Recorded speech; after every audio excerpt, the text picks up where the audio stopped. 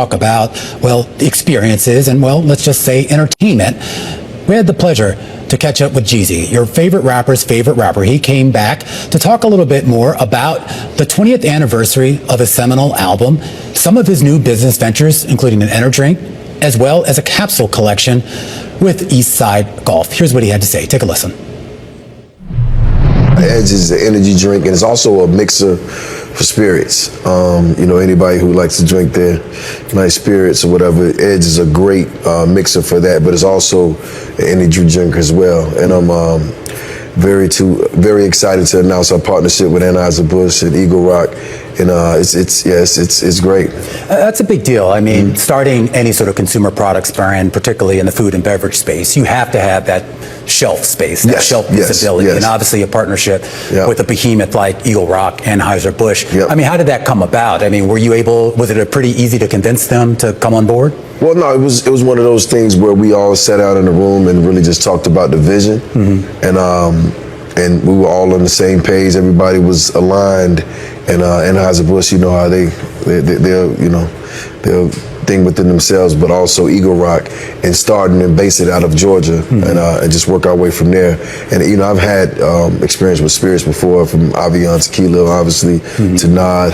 But this is our new thing, and I'm very excited about this. It's a non-alcoholic beverage, absolutely. But you are promoting it as something a mixer that can as well. be used as a mixer. Yes. Is that the primary focus, or do you want people mainly just? I think a little bit of both, because I think that everybody needs an edge. You need an edge when you're making your spirits, and you need your edge while you're getting some energy. Yeah. So it goes twofold for me, for sure. Yeah. Well, one of my producers, she just slams Celsius at her desk all day long.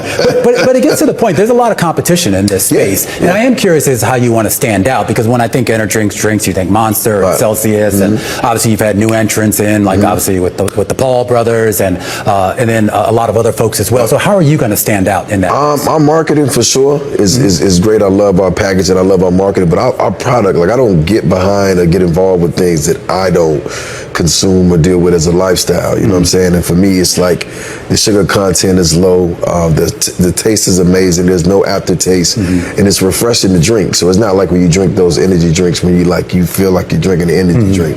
This is something that you probably would drink, just on a Saturday evening hanging out at the crib. The sugar content's low. Yeah. That's for health reasons? Yes. I mean, as far as me, I definitely practice and preach a healthy lifestyle. And we actually had a conversation about the sugar content, and I hadn't broken it down, and they was open to that. So I was definitely, pleased that they understood that I didn't want to be out here selling things or getting behind things that wasn't going to be healthy for people. So we're going to see this on store shelves. We're going to see presumably in store bars shelves, as well. The whole thing, in nightclubs. All right. So you're doing a lot there, and that's just getting started. That launches in September. Yes.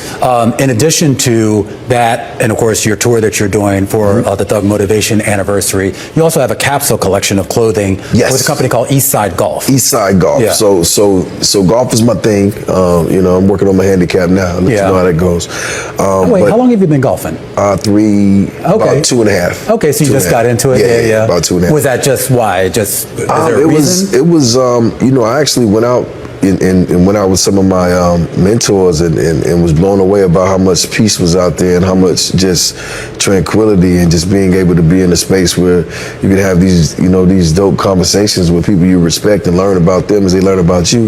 And then I started actually getting some business done out there, and I'm like, this is my thing. So I love golf. All my guys, I definitely introduced them to the game as far as just come out here and check it out. And they all fell for it, loves it, and we golf all the time now. And for our viewers who aren't familiar with Eastside Golf, this is a black-owned apparel company. It has an edge to it, if you will. The idea that it's not sort of the staid, old-school golf clothes. It came from. Well, first of all, we're making golf cool. We're making golf culture, because I think that it deserves that, and we want to look good while we're out there, while we're having fun. So Eastside Golf is a black established golf clothing company, and we actually partner with the owner, which is a great colleague of mine, and it came out of the east side of Atlanta, and he's actually a golf pro. So it's a big thing. It's a big deal if you're ever in the South, or if you're ever in Detroit, anywhere where they really wear it. Like, you'll see it as if it's a staple in the community when it comes to golf. And so we partnered. And we've seen a big expansion in the world of golf, where you're seeing more people who look like us involved in that sport. I mean, obviously you can go all the way back to Tiger Woods, and he obviously brought a lot of people. But now I think about the brands that have been Eastside Golf, Trap Golf, and quite a few others that have entered this space as well. How far do you think we can take this? Does this become something that is primarily for your people, your culture, or do you see it broadening out beyond that? I think broadening out beyond that. I've seen kids from all different walks of different walks of life wearing Eastside Golf. I mean, and actually know what it is. So I definitely respect that. They've partnered with everybody from Jordan to Mercedes-Benz, and now Jezzy. You know what I'm saying? So we're doing the Jezzy Eastside Golf collaboration, and it's bringing the snowman logo to golf. Okay, yeah. So the snowman is golfing now. Imagine that. You know what I mean? And so that's. I remember when they used to ban the snowman from schools, several years ago. Now you're out on the golf course with it. But I do want to just expand on that a little bit too, because golf is kind of seen as a rich person sport, and obviously you're rich. But we get to this idea of trying to appeal to a culture where there are a lot of people that don't have necessarily the means. They can't afford to pay $700-800 to go out on to a golf course, or spend $1,000 on a set of clubs here. So how do you sort of market this to some of those people that might look at it from a financial standpoint and say this is maybe just not accessible? Well, it's two things. Well, first thing is golf is a lifestyle. So you can look like a golfer and not even golf. You know what I mean? If you just into what that looks like. And I think that there's ways to golf without spending a lot of money. There's public courses. There's programs you can get involved with. We're definitely doing some on the Street Dreams Foundation side for some young black youth in Atlanta, Georgia, actually with Eastside Golf. And I just think it's one of those sports where, it's no different from taking a walk. You know what I'm saying? You can rent clubs, you don't have to buy them. And it's like being outside, being in fresh air, being around fellowship, and getting to know people and building relationships. So I look at it as that. And it's an investment in yourself, and your time, and your peace of mind, and your mental health as well. You know what I mean? It does wonders for me when I have a busy month and I just get that one day to go out on the golf course. Even if I don't play good, I'm going to look good. I do want to talk just a little bit about how you sort of cultivate and, more importantly, maintain your image. I think the last time we spoke, you were starting your tour. And I read an interesting story that happened, I guess, a couple of weeks after we spoke about you trying to get to a tour date in Baltimore from down south. You couldn't get a flight, and somehow you managed to talk an Uber driver into driving you 10 hours, and this went viral. Tanner, I forgot his last name, is all over TikTok now. But, once you get past the humor in it all, it kind of gets to this idea. It painted you in a way that I guess made you feel like a normal person, like a good person. And I am curious as to how you sort of maintain that image when it's so easy for people to kind of, chip away at your image, take you down a peg. I mean, first you got to be, you got to know who you are as an individual. And to me, it's like the people who love me, as far as the people who support me, it's my responsibility to, be responsible. So, for me, it's like, by any means, I was going to make it to that show. You know what I'm saying? There was nowhere around it. And I don't think you have to paint it any type of way when that's who you are. Like, I just walk with integrity.